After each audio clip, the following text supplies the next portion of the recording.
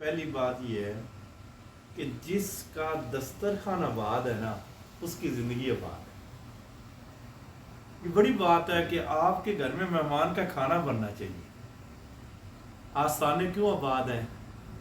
دسترخوان آباد ہے، لوگ کھا رہے ہیں، آ رہے ہیں، دعا سلام ہو رہی ہے، آباد ہے. جس کا دسترخوان آباد ہے اس کی زندگی آباد ہے.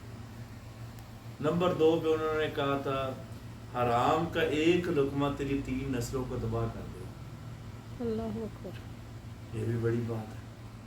اور تیسری بات جو انہوں نے کہی تھی، اپنا مال غریبوں مسکینوں پہ اٹھاؤ ورنہ تمہارا مال وکیلوں اور ڈاکٹروں میں جائے گا.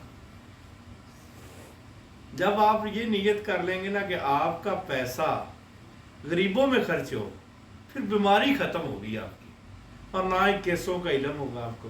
صحیح بات. یہ 3 باتیں انہوں نے مجھے سمجھائی. اور آج بھی جب میں دوسری مرتبہ، یہ